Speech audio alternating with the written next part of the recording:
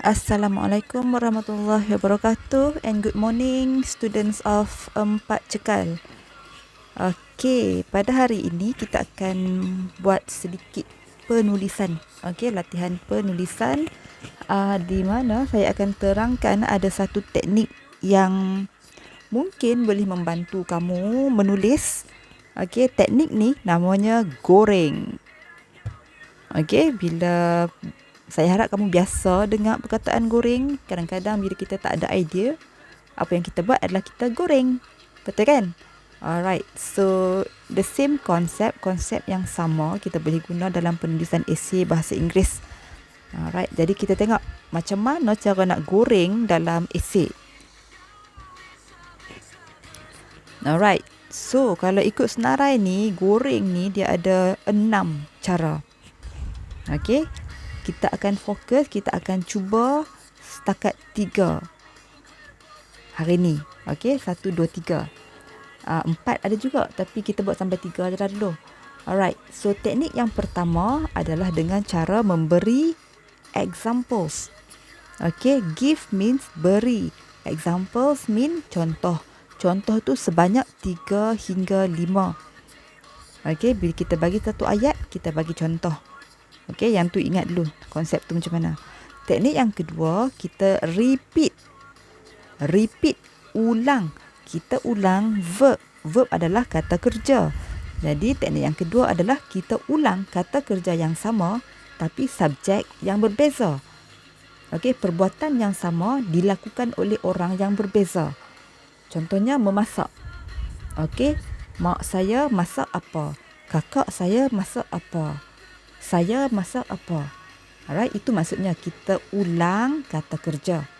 Okey, teknik yang ketiga adalah kita beri feelings. Feelings adalah perasaan.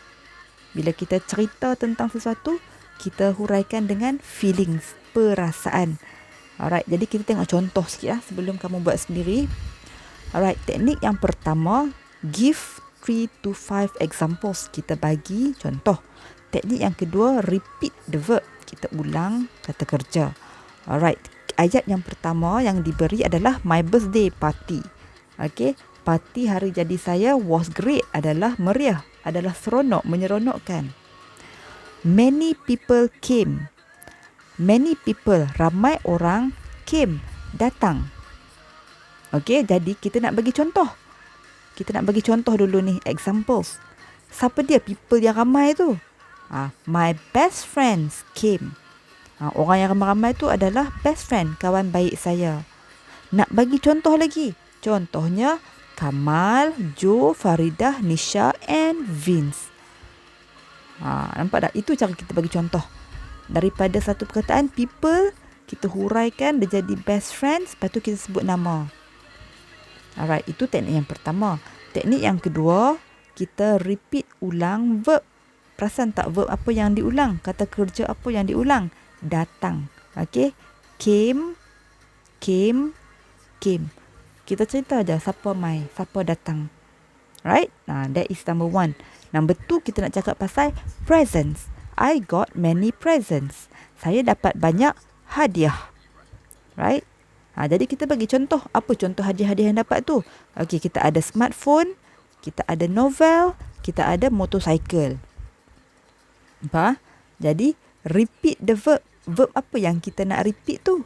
Tengok kat sini kita repeat perkataan give, memberi. Ayah saya bagi smartphone. Kakak saya bagi novel. Mak saya bagi motosikal yang baru. Nampak tak? Tengok. Perkataan yang senang, kita ulang-ulang je. Okey, dah dapat panjang dah ayat ni. Daripada hantar kertas kosong kan, at least adalah tulis something. Alright, kita nak tengok teknik yang ketiga. Teknik yang ketiga adalah feeling, perasaan. Okey, jadi ayat yang sama. My birthday party was great. Many people came. My best friends came. Kamal, Joe, Faridah, Nisha and Vince came. I was so happy. Inilah perasaan dia. Happy. Sangat gembira. Right? Sebab ramai orang mai. Okay, yang kedua pula, I got many presents. My father gave me a smartphone. My sister gave me a novel. My mother gave me a new motorcycle. Oh, dapat motor. So, apa perasaan dia? I was surprised. Okay, ayat yang sama je. I was so happy. So tu maksudnya sangat. Kat sini tak ada so. Nak so pun boleh. I was so surprised. Saya sangat terkejut dapat motor sebiji. Nampak tak? Jadi ayat tu dah bertambah panjang. Alright, itu 3 teknik yang saya nak tunjuk dulu. Ada lagi tak? Okey, teknik yang keempat pun saya dah selit dah sekali kat sini. Okey, masih di perenggan yang sama. My birthday party was great. Many people came. My best friends came. Kamal, Joe, Faridah, Nisha and Vince came. I was so happy. Alright, jadi teknik yang keempat, apa yang kita nak tambah? Kita tambah sights. Pandangan, apa yang kita nampak. Right, kan semua ramai. Lepas tu saya rasa gembira. Apa yang kamu nampak? They wear beautiful clothes. Mereka wear beautiful clothes. Nampak tak? Okey. Lepas tu sebenarnya daripada ayat ni kamu boleh hurai. Sebab dia kata they wear beautiful clothes. Mereka memakai pakaian yang cantik. Jadi kamu boleh bagi contoh. Contohnya Kamal wear apa? Faridah pakai apa? Nisha pakai apa? Vince pakai apa? Boleh juga. Nampak tak? Nak bagi panjang ni.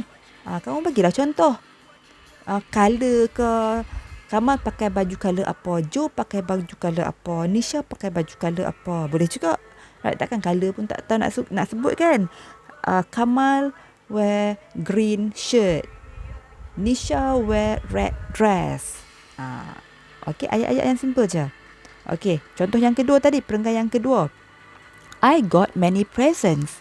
My father gave me a smartphone. My sister gave me a novel. My mother gave me a new motorcycle. I was surprised. Saya terkejut. Lepas tu nak cerita apa? Kamu nampak apa dekat motor tu? The motorcycle was red. Motor itu warnanya merah. Okay, lepas tu bolehlah tambah perkataan favourite, tahu kan? Favourite, kegemaran.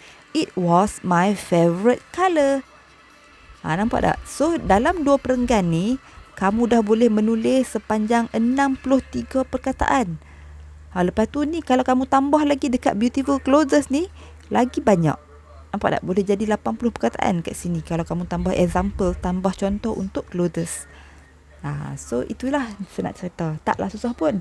Jadi sekarang masa untuk praktis, masa untuk latihan.